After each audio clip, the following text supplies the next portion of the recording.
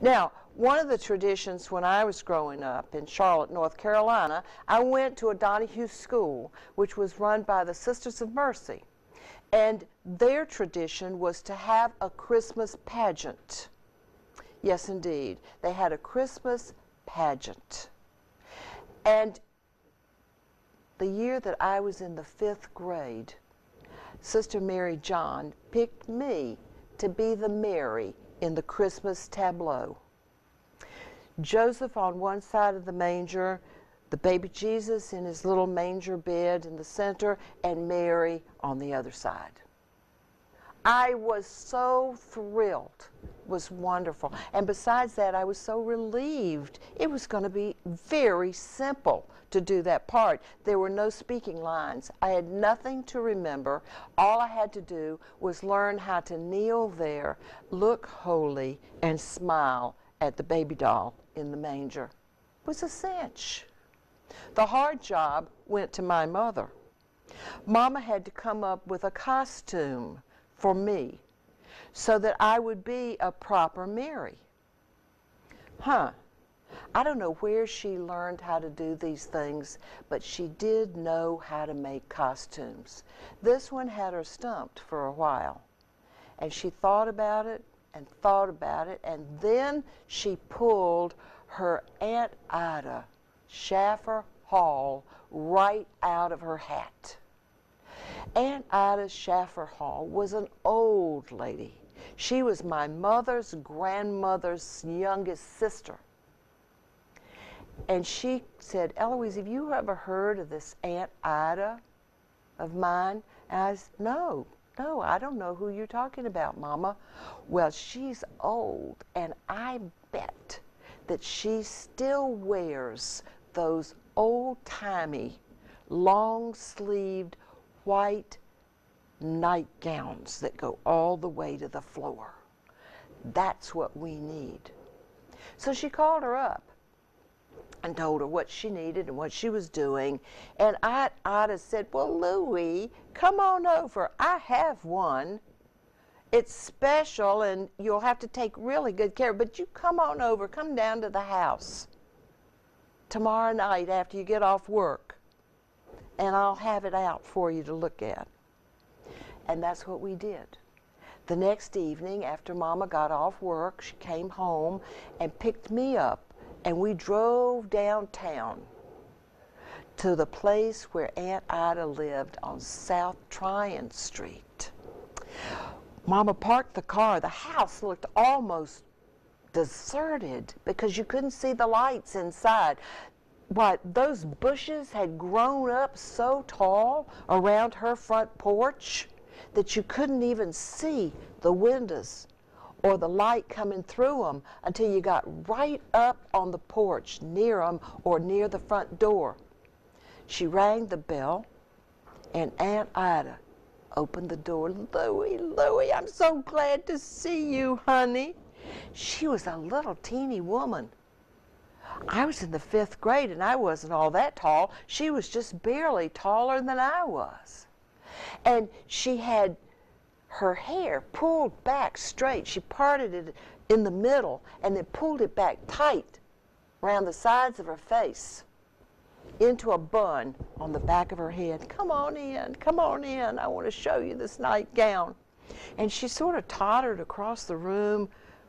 Oh, she was old. I'll tell you, she was old. She picked up a box, took the lid off, and spread back the white tissue paper.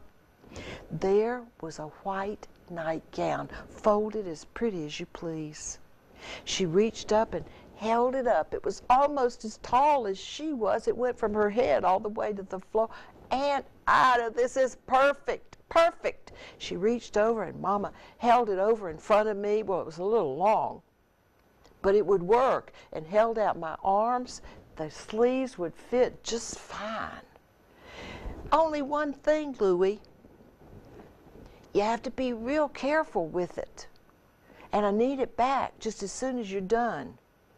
This is my best nightgown. I'm going to be buried in it." She said, "What?"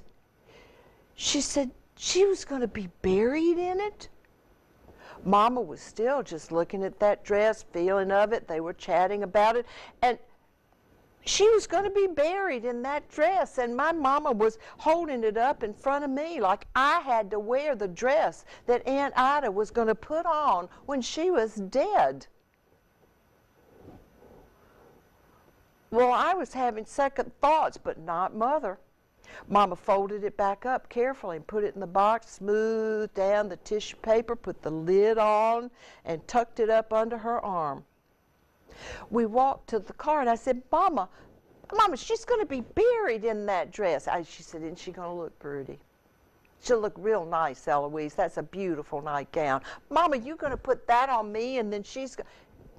That's so silly, honey. Don't think about it. We got in the car, and as we were riding home, she said, you know, seeing her, I went to her house one time when I was not much older than you are, and I thought she was real old then. Look at her now. She really is really, really old. But she did the sweetest thing, Eloise. When your sister Kathy was born, she called me on the phone. Louie, this is your Aunt Ida. I saw your mother at the grocery store, and she told me that your baby, that you've just had another daughter. That's your third daughter, isn't it? Yes, Aunt Ida, and they are beautiful children, I'll tell you. She said, that's not the point. What have you done? What have you done that you are lucky enough to have 3 girls? What did you do to get to have 3 daughters? Well, what do you mean? Well, don't you know the other old saying? That a son's a son till he takes a wife. A daughter's a daughter all of her life. Louie, you are so lucky. What did you do? What did you do?